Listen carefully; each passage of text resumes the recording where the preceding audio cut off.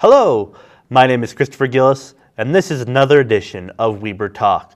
Our director today is Griffin, and today on Weber Talk, we're going to learn more about this student here, Christopher, who is a student at Weber State University. So, Christopher, what do you like about Weber State University? I'd have to say the thing I like the most about Weber State is the small class sizes and the good professors. I feel like I get a good education here overall, and I'd say that's been a benefit to me a lot.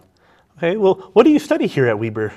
I'm studying public relations and advertising. It's a communication degree.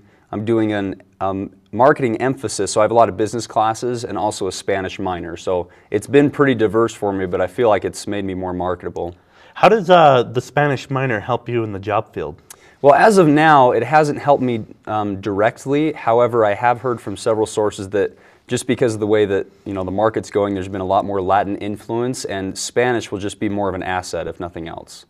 Now, what gets a PR student in electronic media class like this one?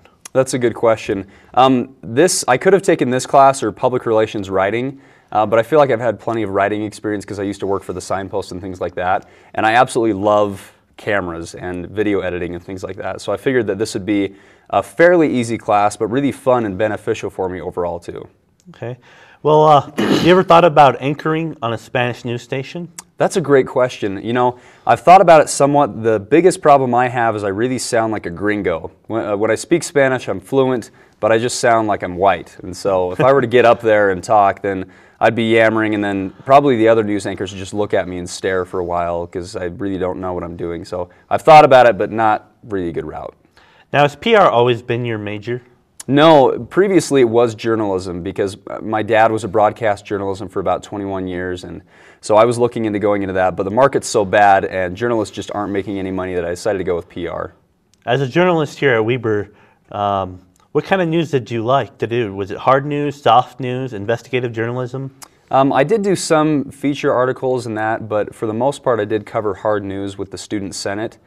Student Senate was for the most part dry and very boring, but the reason I liked reporting on it is it was kind of an expose on how ridiculously inefficient the Student Senate was, and it created a lot of buzz.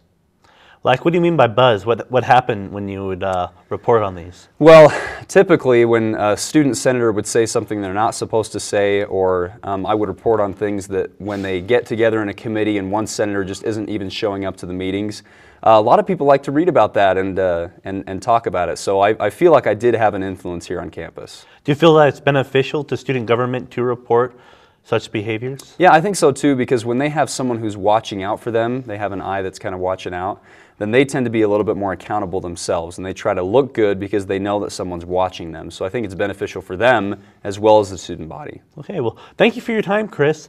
And if you want to watch student government, you better do so because apparently they're not doing their job. This has been another edition of Weber Talk. My name is Christopher Gillis, and the director again is Griffin. We'll see you next time.